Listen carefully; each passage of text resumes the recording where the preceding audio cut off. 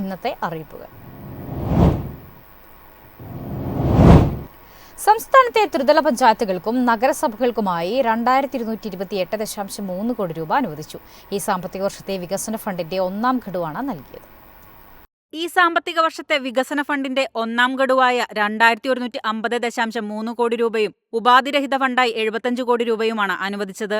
വികസന ഫണ്ടിൽ ഗ്രാമപഞ്ചായത്തുകൾക്ക് 1132.79 കോടി രൂപ ലഭിക്കും. ജില്ലാ ബ്ലോക്ക് പഞ്ചായത്തുകൾക്ക് 275.91 കോടി രൂപ വീതവും മുനിസിപ്പാലിറ്റികൾക്ക് 221.76 കോടിയും കോർപ്പറേഷനുകൾക്ക് 243.93 കോടി രൂപയും അനുവദിച്ചു. നഗരസഭകളിൽ മില്യൺ പ്ലസ് സിറ്റികളിൽ പെടാത്ത 86 മുനിസിപ്പാലിറ്റികൾക്കായി 77.92 കോടി രൂപ ലഭിക്കും. മുനിസിപ്പാലിറ്റികൾക്ക് ആകെ 300 കോടി രൂപയാണ് ലഭിക്കുക. ഇതോടെ ഏപ്രിൽ തന്നെ തദ്ദേശ സ്വയംഭരണ സ്ഥാപനങ്ങളുടെ ഈ സാമ്പത്തിക വർഷത്തെ പദ്ധതി പ്രവർത്തനങ്ങളുടെ നിർവഹണത്തിലേക്ക് കടക്കാനാകുമെന്ന് ധനമന്ത്രി KN ബാലഗോപാൽ അറിയിച്ചു. News desk MyFin TV. Kerala കാർഷിക സർവകലാശാല അനധ്യാപക വിഭാഗം ജീവനക്കാരുടെ തസ്തികകൾ വെട്ടിക്കുറയ്ക്കാനുള്ള നടപടിക്ക് ഹൈക്കോടതി സ്റ്റേ.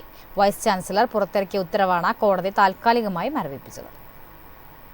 ഭരണസമിതി തീരുമാനം ഉണ്ടാകുന്നതുവരെ ഈ വിഷയത്തിൽ തുടർ നടപടികൾ സ്വീകരിക്കരുതെന്ന് ഹൈക്കോടതി ഉത്തരവിട്ടു. തസ്തികകൾ വെട്ടിക്കുറയ്ക്കുന്നതുമായി ബന്ധപ്പെട്ട് യൂണിവേഴ്സിറ്റി എംപ്ലോയീസ് യൂണിയൻ നൽകിയ കേസിലാണ് കോടതി ഉത്തരവ് പുറപ്പെടുവിച്ചത്.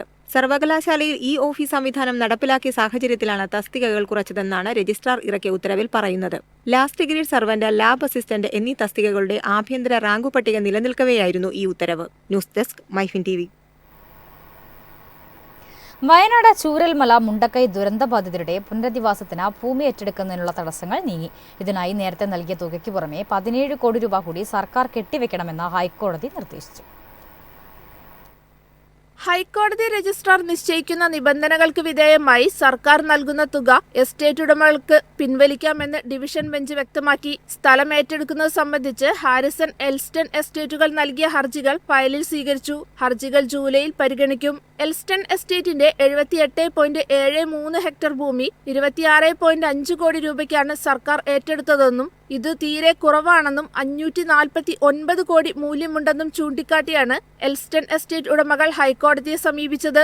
നടപടിക്രമങ്ങൾ പാലിക്കാതെ മൂല്യനിർണ്ണയം നടത്തി ഭൂമി ഏറ്റെടുക്കുകയാണ് സർക്കാർ ചെയ്തത്. 2013 ഭൂമി ഏറ്റെടുക്കൽ നിയമപ്രകാരം നഷ്ടപരിഹാരം നൽകണമെന്ന് സിംഗിൾ ബെഞ്ച് നിർദ്ദേശിച്ചതിനു പിന്നാലെ സർക്കാർ ന്യായവില കുറച്ചു എന്നും എസ്റ്റേറ്റ് ഉടമകൾ ചൂണ്ടിക്കാട്ടിയിരുന്നു. News desk MyFin TV. മൺസൂണിനെ വരവേൽക്കാൻ തയ്യാറെടുക്കുകയാണ് ഒമാൻ. പ്രധാന ടൂറിസം ആകർഷണമായതിനാൽ ഇവിടേക്കെത്തുന്ന വിനോദസഞ്ചാരികൾ നിരവധിയാണ്. തിരക്ക് കണക്കിലെടുത്ത ഇത്തവണയും പ്രവാസികൾക്ക് താൽക്കാലിക തൊഴിൽ പെർമിറ്റ് അനുവദിക്കുമെന്ന് ഒമാൻ തൊഴിൽ മന്ത്രാലയം അറിയിച്ചു. കഴിഞ്ഞ വർഷം ഈ സൗകര്യം ഉപയോഗപ്പെടുത്തി 100 കണക്കിന് പ്രവാസികൾ ജോലിക്കെത്തിയിരുന്നു. വാണിജ്യ മേഖലയെ സജീവമാക്കുക എന്നത് ലക്ഷ്യം വെച്ചാണ് ഒമാന്റെ നടപടി. ഇതുവഴി സ്ഥാപനങ്ങൾക്ക് പ്രവാസി തൊഴിലാളികളെ താൽക്കാലിക വിസയിൽ കൊണ്ടുവരുന്നതിന് അനുമതി ലഭിക്കും.